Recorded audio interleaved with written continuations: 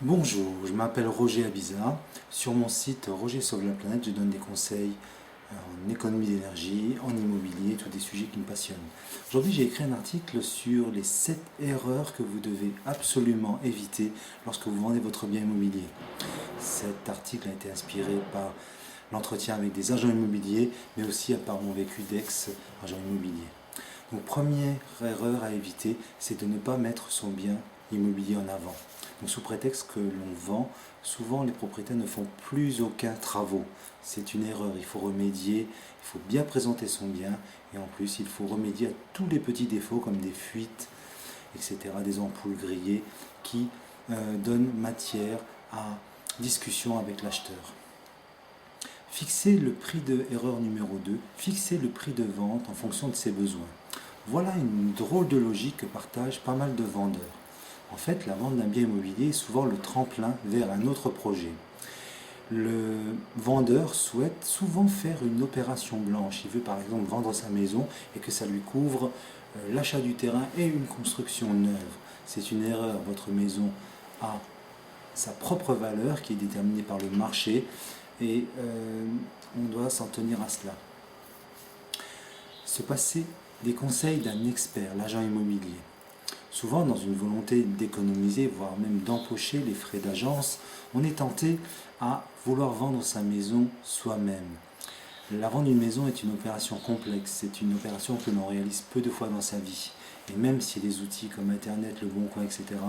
peuvent paraître simples et peuvent nous amener des contacts, la vente d'une maison est quand même très complexe et il faut pouvoir s'entourer des conseils et de l'expertise d'un agent immobilier qui apportera en plus un regard objectif sur votre maison. Erreur numéro 4, c'est multiplier les supports. Justement, on voit des maisons qui sont dans plusieurs sites web, dans plusieurs sites d'annonces gratuites et même dans plusieurs agences. Donc tout cela lance des signaux de hâte et de confusion chez l'acheteur qui va penser que vous êtes pressé, que vous voulez vendre absolument votre maison et que vous êtes donc prêt à négocier. Donc rendez votre maison unique, choisissez avec précision, avec soin, le nombre d'interlocuteurs qui vont vendre votre maison, qui vont la mettre en avant. Erreur numéro 5, transformez votre maison en façade, en champ publicitaire.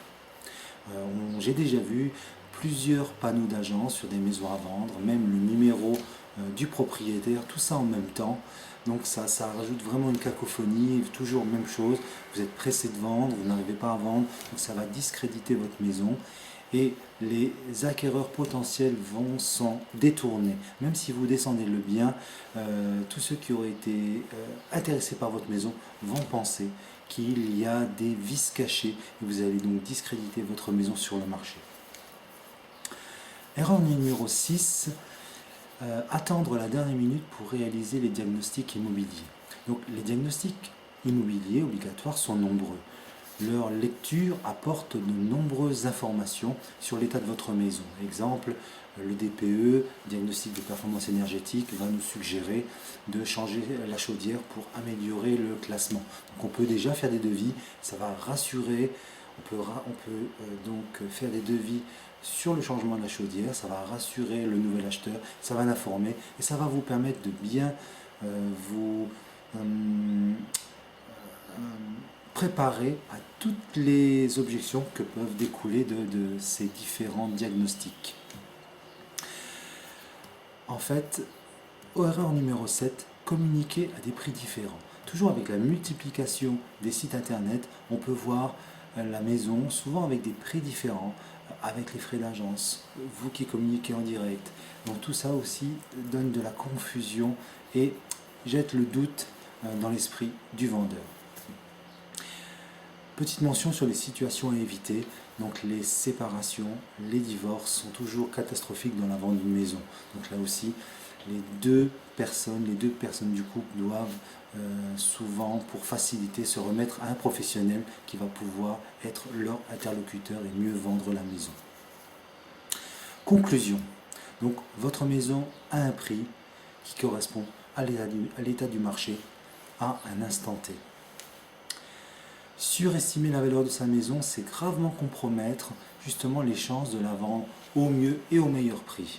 Souvent, une maison est surestimée au départ et 6 mois, 1 an après, 2 ans après, elle va être vendue en dessous de ce qu'elle aurait pu être vendue tout de suite. Donc, vous perdez du temps et de l'argent.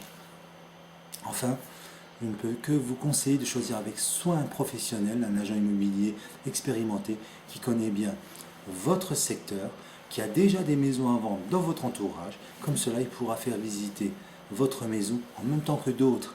Ainsi, il pourra ramener des acquéreurs potentiels qui n'auront peut-être pas téléphoné pour votre maison, mais qui risquent, en la visitant, d'avoir un coup de cœur. Voilà, vous pouvez retrouver cet article sur mon blog, Roger Sauve la planète. Et je vous souhaite une bonne journée et une bonne vente de votre bien immobilier.